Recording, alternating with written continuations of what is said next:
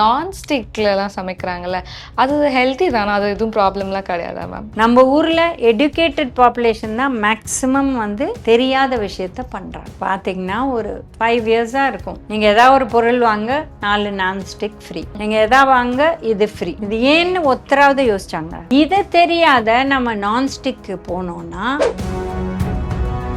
வல்லாரக்கீரை சாப்பிட்டா memory power நிறைய இருக்கும், இல்லை வெண்டைக்காய் சாப்பிட்டா மேக்ஸ் நல்லா போட வரும், அந்த மாதிரி விஷயம்லாம் சொல்லுவாங்கல்ல, அதெல்லாம் எப்படி, எதை பேஸ் பண்ணி சொல்கிறாங்க, இல்லை எந்த அளவுக்கு உண்மை? ஆயுர்வேதால தெர் இஸ் கான்செப்ட்ஸ். பட் அதுக்கு நாளைக்கு எக்ஸாம்னு இன்னைக்கு வெள்ளாரை சாப்பிட்டா ஒன்றும் ஹெல்ப் ஆகாது. குவான்டிட்டியும் அது நிறைய சாப்பிட முடியாது, ஏன்னா அது நார் சத்து ரொம்ப ஹையாக இருக்கும். ஸோ வெள்ளாரக்கீரை டெஃபினட்டாக குட். பட்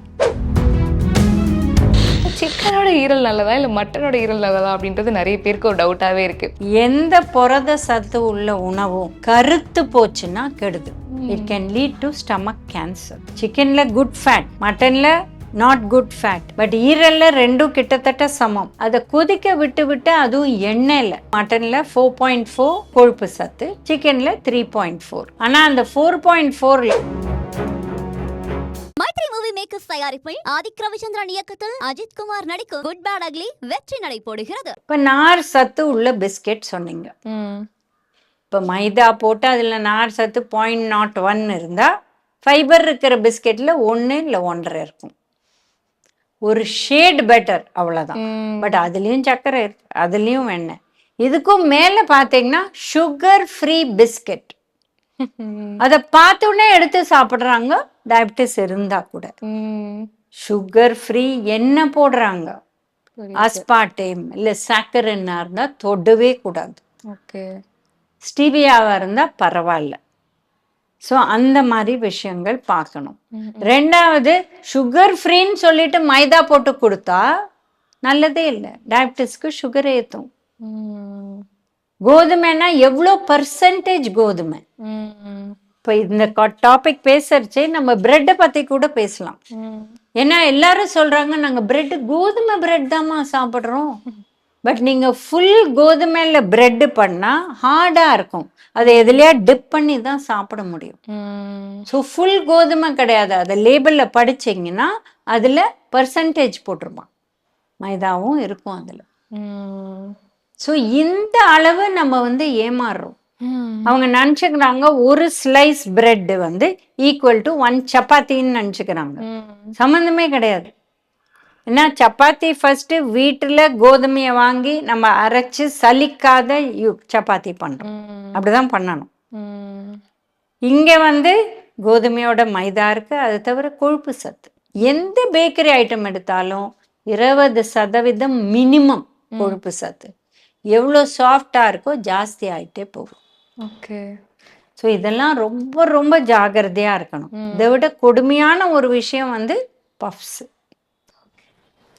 நிறைய பேரோட 5 ரூபா 3 ரூபா சின்ன சின்னதாக வைக்கிறாங்க. ஒரு விதத்துக்கு நல்லது, சின்னதாக வச்சா அவ்வளோதான். பட் அதையே 4-5 சாப்பிட்றாங்க. கரெக்டு.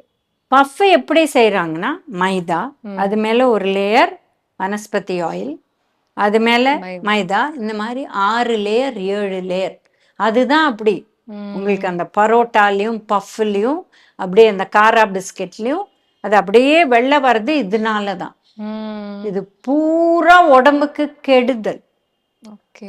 அப்புறம் எங்ககிட்ட ஆர்கியூ பண்ணுவாங்க, நாங்கள் சிக்கன் பஃப் தாம்மா சாப்பிட்றோம், நாங்கள் எக் பஃப் தாம்மா சாப்பிட்றோம், நாங்கள் வெஜிடபிள் பஃப் தாம்மா சாப்பிட்றோம், வெளியில் இருக்கிறது தான் ஜாஸ்தி இருக்குது, பஃப்பில் எவ்வளோ வைக்க முடியும்? ஒரு டீஸ்பூன் வச்சா ஜாஸ்தி குட்டி பஃப்பில்.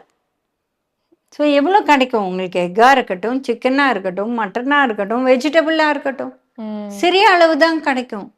மெயினாக கிடைக்கிறது இந்த வனஸ்பதி ஆயிலும் மைதாவும் தான். இது ரொம்ப ரொம்ப கெடுதல். அண்ட் நம்ம இருதய நோயில் வேர்ல்டில் ஃபஸ்ட்டு. நம்ம விழிப்புடன் சாப்பிடணும். கரெக்டு, ரொம்ப ரொம்ப முக்கியம். இதே மாசத்துக்கு ஒரு நாள் எங்கேயோ போறீங்க, ஒரு பஃப் சாப்பிடுறீங்க, ப்ராப்ளம் இல்லை. பட் நிறைய வீட்டில் வாங்கி வச்சு ரெகுலரா சாப்பிட்றாங்க. இந்த காரா பிஸ்கெட், அது பஃபோட அவுட்டர் லேயர்ல பண்றாங்க, இப்படி ட்விஸ்ட் ஆகி கிடைக்கும், அதுவும் அதே ப்ராப்ளம் தான். ஓகே. ஸோ அதனால இதெல்லாம் ரொம்ப ஜாகிரதையா இருக்கணும். அண்ட் இதனால குழந்தைகள் கொடுத்துட்டீங்கன்னா வயத்தை அடைக்குமே வழிய நியூட்ரிஷன் என்ன கொடுக்கும்? புரியுது. அந்த பிஸ்கெட்டாக இருக்கட்டும், காரா பிஸ்கெட்டாக இருக்கட்டும், க்ரீம் பிஸ்கெட்டாக இருக்கட்டும், என்ன கொடுக்குது?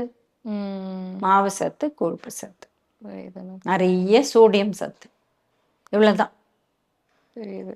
ஸோ நீங்க சொல்லும்போது தான் தெரியுது, ஒரு ஒரு சாப்பாடும் நம்ம சாப்பிடுறதுக்கு முன்னாடி யோசிச்சு பார்க்கணும், இவ்வளோ விஷயம் இருக்கு அப்படின்னு சொல்லிட்டு. கரெக்ட். Okay ma'am. ஸோ இப்போ பிளட் அதிகமாகறதுக்கு நான்வெஜ்ல நிறைய விஷயம் எடுக்க சொல்லுவாங்க. அதில் பெரும்பாலும் நிறைய பேர் ட்ரை பண்ணுறது வந்துட்டு இந்த ஈரல். அது வந்து சிக்கனோட ஈரல் நல்லதா இல்லை மட்டனோட ஈரல் நல்லதா அப்படின்றது நிறைய பேருக்கு ஒரு டவுட்டாகவே இருக்கு. எது மேம் நல்லது? இப்போ ஈரல்னு போயிட்டிங்கன்னா லிவர். ம். இதில் வந்து ரெண்டுத்துலேயுமே மினிமம் இப்போ கேலரிஸ்னு எடுத்திங்கன்னா 100 கிராம்ஸில் ம். 165 to 185 கேலரிஸ். மட்டனில் கொஞ்சம் ஜாஸ்தி, சிக்கனில் கொஞ்சம் கம்மி. ம். ஒன்றுத்தில் 4.4, அதாவது மட்டனில் 4.4 வந்து கொழுப்பு சத்து, ம். சிக்கனில் 3.4. ம். ம். ஆனால் அந்த 4.4ல் 1.4 சேச்சுரேட்டட் ஃபேட். ம். இது இருதயத்துக்கு நல்லது கிடையாது. Okay. But protein 26 to 28 grams ம். ம். ஆவரேஜ் ம். ரெண்டுத்துலேயுமே. அண்ட் நிறையா செலினியம் இருக்குது, விட்டமின் ஏ, டி, இ இருக்குது, சி இருக்குது, இந்த மாதிரி பல விஷயம் இருக்குது. ம். ம். பட் செய்யும் முறையில் ம். நம்ம என்ன பண்ணுறோம்? இதில் அயன் சத்தும் இருக்குது. ம். ம். பட் அந்த செய்யும் முறையில் இதில் நிறைய எண்ணெயை போட்டு ம். கொதிக்க விட்டு நம்ம அதை வந்து ஒரு தொக்கு மாதிரி இல்லை ஒரு ட்ரையாக ஒரு பொரியல் மாதிரி பண்ணுறதே அதில் இருக்கிற நல்ல கொழுப்பு சத்து கெட்ட கொழுப்பு சத்தாக மாறிடும். Okay. Because trans fatty acids. ம். அதனால இது பிரச்சனை. ம். ம். சிக்கனில் குட் ஃபேட், மட்டனில் நாட் குட் ஃபேட். பட் ஈரலில் ரெண்டும் கிட்டத்தட்ட சமம். ம். ம். பட் அதை கொதிக்க விட்டு விட்டு அதுவும் எண்ணெயில் ம். எண்ணெயை ஊற்றி ஊற்றி அதை பண்ணுவாங்க, அப்போ தான் டேஸ்ட்டுன்னு சொல்லுவாங்க. பட் டேஸ்ட் பண்ணுறதே என்ன ஆகிடுது? லாங் டைம் அந்த எண்ணெயில் கொதிக்கிறச்சு அந்த குட் ஃபேட் வந்து ட்ரான்ஸ் ஃபேட்ஸாக மாறிடுறது. ம். அது ட்ரான்ஸ் ஃபேட்ஸ்னால் இருதய நோய் கெடுதல், ஓகே. இந்த மாதிரி மாறிடுது. ம். ம். ஸோ அதனால ஜாகிரதையாக இருங்க. எப்படி பண்ணணுமோ எண்ணெயை குறைவாக போட்டு பண்ணினா பெட்டர். கிரில் பண்ணலாம், இல்லை ஏர் ஃப்ரை பண்ணலாம். பட் அதெல்லாமும் கரெக்டாக பண்ணணும். ம். ம். ரொம்ப ஹை ஹீட்டில் பண்ணி பண்ணி மேலே கருப்பாச்சுன்னா தூக்கி போட்டுடணும். ம். பிகாஸ் எந்த புரத சத்து உள்ள உணவும் கருத்து போச்சுன்னா கெடுது. It can lead to stomach cancer. Okay. அந்த அளவு. ஆனால் இந்த காலகட்டத்தில் எல்லாரும் சாப்பிட்றது பன்னீர் டிக்கா, கபாப்ஸ், எல்லாமே கருப்பானா டேஸ்ட். ம். பட் என்னைக்கோ ஒரு நாள் சாப்பிட்டா ப்ராப்ளம் இல்லை. ரெகுலராக இதெல்லாம் சாப்பிட்டிங்கன்னா எங்கள் ஃபேமிலியில் கேன்சரே இல்லை, எனக்கு எப்படி வந்ததுன்னு கேட்குறாங்க. ம். ஸோ லைஃப் ஸ்டைல் ரொம்ப முக்கியம். புரியுது. அதுக்கும் மேலே பார்த்தீங்கன்னா இந்த ஈரலில் வீட்டில் பண்ணால் அவ்வளோ ரெட்டு கலர் இருக்காது. ம். வெளியில் எந்த மீட் எடுங்க, சிக்கன் டிக்காவாக இருக்கட்டும், லாலிபாப்பாக இருக்கட்டும், இந்த ஈரலாக இருக்கட்டும், எல்லாமே ஒரு பிரைட் ரெட் கலர். ம். எங்கேருந்து வருது? அது food colours. Food colours add பண்ணுறாங்க. ம். இது கெமிக்கல்ஸ். இது நல்லதே கிடையாது உடம்புக்கு. இதனால பல விதமான பிரச்சனைகள் வருது. ம். சின்ன குழந்தைல யாருக்கெல்லாம் அட்டென்ஷன் டெஃபிசிட் ப்ராப்ளம் இருக்கு, ஏடிஹெச்டின்னு சொல்கிறோம், அது ஜாஸ்தி ஆகிடும் ஓகே. இந்த மாதிரி சாப்பிட்டா. ம். ம். பெரியவங்களில் இது எக்கச்சக்கமாக சாப்பிட்டா வயிற்றில் பலவித பிரச்சனை, அல்சர்ஸ், அந்த மாதிரி ப்ராப்ளம்ஸ்லாம் வரும். ம். ஸோ ரொம்ப ஜாகிரதையாக இருக்கணும். நம்ம எல்லாத்தையுமே ரொம்ப லைட்டாக எடுத்துக்கிறோம். கரெக்ட். ஏன்னா நம்மளுக்கு அந்த அந்த இக்னரன்ஸ் தெரியல அதை பற்றி.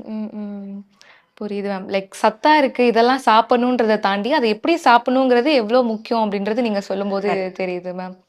சூப்பர். இப்போ இந்த மாதிரி விஷயம்லாம் சொல்லுவாங்க, வல்லாரக்கீரை சாப்பிட்டா மெமரி பவர் நிறைய இருக்கும், இல்லை வெண்டைக்காய் சாப்பிட்டா மேக்ஸ் நல்லா போட வரும், அந்த மாதிரி விஷயம்லாம் சொல்லுவாங்கல்ல, அதெல்லாம் எப்படி, எதை பேஸ் பண்ணி சொல்றாங்க, இல்லை எந்த அளவுக்கு உண்மை, அதை பத்தி கொஞ்சம் சொல்லுங்க மேம். இப்போ வெள்ளாரக்கீரையை பொறுத்தவரையிலும் ஆயுர்வேதால தெர் இஸ் கான்செப்ட்ஸ். இந்த மாதிரி உங்களுக்கு பிரெயின் ஹெல்த்துக்கு ஹெல்ப் ஆகுது. பட் அதுக்கு நாளைக்கு எக்ஸாம்னு இன்னைக்கு வெள்ளாரை சாப்பிட்டா ஒன்றும் ஹெல்ப் ஆகாது. புரியுதுங்களா? You have to take it regularly, once a week, அந்த மாதிரி. அண்ட் குவான்டிட்டியும் அது நிறைய சாப்பிட முடியாது, ஏன்னா அது நார் சத்து ரொம்ப ஹையாக இருக்கும். அதனால இப்போ என்ன நிறைய பேர் பண்ணுறாங்கன்னா அதை வந்து தோசையில் அரைச்சிடுறாங்க. இல்லை பொரியல் பண்ணால் கூட 1 டேபிள் ஸ்பூன் சாப்பிட்டா போகிறோம், அந்த மாதிரி பண்ணிட்டு வராங்க. பட் அதை அகெயின் பக்கோடாவில் போடுறது, பஜ்ஜியில் போடுறது பிரயோஜனமே கிடையாது. ஏன்னா அதோட குட்னஸ் வந்து போயிடுது. இப்போ எல்லாமே ஹெல்த்தி நல்லதுன்னு கடைசியில் ஃப்ரைடில் விட்டுறாங்க. இது பிரயோஜனமே கிடையாது நம்மளுக்கு. புரியுதுங்களா? ஏன்னா அதோட நியூட்ரியன்ஸ் பூரா மாறிடும். ஸோ வெள்ளாரக்கீரை டெஃபினட்டாக குட், பட் முன்னாடி ஆரம்பிக்கணும். இப்போ ஒரு குழந்தைக்கு முதல்லேருந்து அது வாரத்துக்கு ஒரு தடவை கொடுக்கும். அதுக்கு டெய்லி கொடுக்க முடியாது.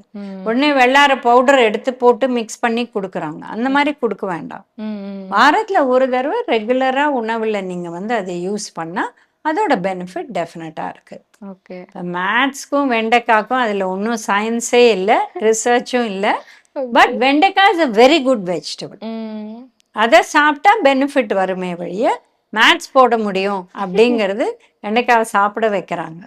ஏன்னா அந்த காலகட்டத்தில் வெண்டைக்காவை வறுக்க மாட்டாங்க. வீட்டில் தான் பொரியலாக செய்வாங்க. இப்போ அது பொரியலாக செய்கிறச்சே என்ன ஆகும், கொஞ்சம் குழக்குழான்னு ஆகிடும். அதனால பீப்புள் விரும்ப மாட்டாங்க. ஸோ அதனால சொல்லியிருக்கலாம். ஏன்னா இட்ஸ் அ கிரீன் லீஃபி இல்லை, கிரீன் கலர்ட் வெஜிடபிள். அண்ட் அதில் பெனிஃபிட் இருக்குது டெஃபினட்டாக. நியூட்ரிஷன் வைஸ் அதில் புரத சத்து இருக்குது, அந்த குளோரோஃபில் ரொம்ப நல்லது, க்ரீன் கலர்னாலே விட்டமின் ஏ சத்து இருக்குது, இதெல்லாம் இருக்குது. பட் இந்த காலகட்டத்தில் அதை மசாலாவை போட்டு இதர் கடாயிலேயே ஃப்ரை பயங்கரமாக ரோஸ்ட் பண்ணி எடுக்கிறாங்க, இல்லை அவங்க வந்து எண்ணெயிலே போட்டு எடுத்துறாங்க. அது மாதிரி பண்ணால் பிரயோஜனமே கிடையாது. பழைய காலம் மாதிரி லோ ஃபயரில் வச்சு அதை பொரியல் மாதிரி செஞ்சு பண்ணால் அதோட பெனிஃபிட்ஸ் கிடைக்கும். பட் மேத்ஸ் வருமாங்கிறது அதுக்கு ஒன்றும் ரிசர்ச் இல்லை. Okay ma'am. ஸோ டேஸ்ட்டுக்காகன்னு பார்த்து பார்த்து நம்ம உண்மையாகவே அந்த நேச்சுரலான சத்தெல்லாம் குறைச்சிக்கிறோம் அப்படிங்கிறது நீங்கள் சொல்லும்போது தான் தெரியுது. Okay ma'am. இப்போ நிறைய பேர் இந்த நான்ஸ்டிக்லலாம் சமைக்கிறாங்கல்ல, அது ஹெல்த்தி தானே? அது எதுவும் ப்ராப்ளம்லாம் கிடையாதா மேம்? நீங்கள் பார்த்தீங்கன்னா ஒரு 5 இயர்ஸாக இருக்கும். நீங்கள் எதாவது ஒரு பொருள் வாங்க 4 நான்ஸ்டிக் ஃப்ரீ, நீங்கள் எதா வாங்க இது ஃப்ரீ. இது ஏன்னு ஒத்தராவது யோசிச்சாங்க? நம்ம ஊரில் எடுக்கேட்டட் பாப்புலேஷன் தான் மேக்ஸிமம் வந்து தெரியாத விஷயத்த பண்ணுறாங்க. இப்போது நீங்கள் வெளிநாட்டை எடுத்தால் அவங்கெல்லாம் நான்ஸ்டிக் வேண்டாம், ஜப்பான்லாம் நான்ஸ்டிக்கே வேண்டாம், இனிமேல் யூஸ் பண்ணாதீங்கிற அளவு சொல்லிட்டாங்க. நம்ம ஊரில் எப்படி பழக்கம்? பாட்டியோட தோசைக்கல், அதுக்கு மரியாதை ஜாஸ்தி. ஏன்னா அவ்வளோ தடவை அதில் தோசை வார்த்திருப்பாங்க. முதல் தோசையே ஈஸியாக வெளில வரும், பிரச்சனையே இல்லை, இல்லைங்களா? ஸோ நம்மளுக்கு அப்படி ஒரு பழக்கம். அதே பழக்கத்தை இந்த நான்ஸ்டிக்கில் கொண்டுறாங்க. நான்ஸ்டிக் வந்து கீழே அலுமினியம், மேலே டெஃப்லான், தட் இஸ் பிளாஸ்டிக். இதில் ஒரு ஸ்க்ராட்ச் வந்தால் தூக்கி போட்டுடணும். நம்ம என்ன பண்ணுறோம், அந்த டெஃப்லான் ஃபுல்லாக சாப்பிட்டு அது கீழே அலுமினியம் வரலாம் அதை அப்படியே வச்சுக்கிறோம். ஏன்னா த கான்செப்ட் இஸ் நம்ம யூஸ் பண்ண தோசை ஈஸியாக வரும். எதுக்கு நான்ஸ்டிக் கொண்டு வந்தாங்க? இந்த மாதிரி எண்ணெய் குறைவாக ஊற்றி பண்ணலாம்.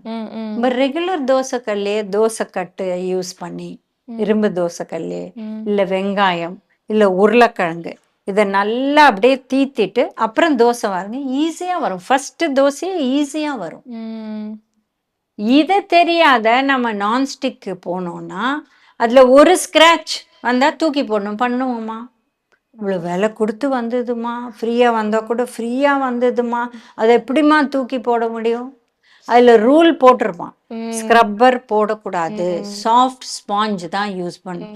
அதெல்லாம் போட்டால் போகாதுமா, இந்த தோசை கரை எல்லான்னு போட்டு அந்த இரும்பு நார் இல்லை பச்சை கலர் சேப்பு கலர் நாரை போட்டு தேய்ச்சிக்காங்க. அப்போ அவ்வளோ ஸ்க்ராட்சு. அதுக்கப்புறம் நீங்கள் உணவு அதில் சமைச்சு சாப்பிட்டா பிளாஸ்டிக் சாப்பிட்றோம். இதுதான் ப்ராப்ளம். அதனால நான்ஸ்டிக் பார்த்துண்டா ஓகே. பட் இந்த காலகட்டத்தில் எல்லா வெஸ்டர்ன் நேஷன்ஸ்லேயும் வேண்டாம் அப்படின்னு சொல்கிற ஒரு விஷயம் நான்ஸ்டிக். ஓகே. இப்போ நீங்கள் ஒரு மாலுக்கு போனால் கூட இன்ஃப்ராமேட்டிக்கில் பஃப் பண்ணி கொடுப்பாங்க. ஐ மீன் சாண்ட்விச் கட் பண்ணி அந்த சாண்ட்விச் ட்ரையாங்கிளாக கொடுக்கும், உள்ளே வந்து எதாவது வச்சு கொடுப்பாங்க. அது திறந்தா அப்படியே அலுமினியம் இருக்கும், நான்ஸ்டிக்கே போயிருக்கும். அது உணவு மூலமா எல்லார் வயிற்றுக்குள்ளேயும் போயிடும். போகுது. ஸோ அதனால நான்ஸ்டிக் கெடுதல், நல்லதில்லை. இதில் நிறைய பிரச்சனை. அது வேற, அது கூட ஒரு கரண்டி கொடுப்பாங்க, மரக்கரண்டி. அதெல்லாம் எங்கேயோ வச்சுருவோம். நம்ம மாட்டு எவர் சில்வர் கரண்டி இல்லை இரும்பு கரண்டியை போட்டு கிண்டுவோம். அப்போ என்ன ஆகிடும், அப்படியே அந்த பிளாஸ்டிக்கே வெள்ளவாயிடும். வந்துரும். அது தோசையோட வயிற்றுக்குள்ளே போயிடும்.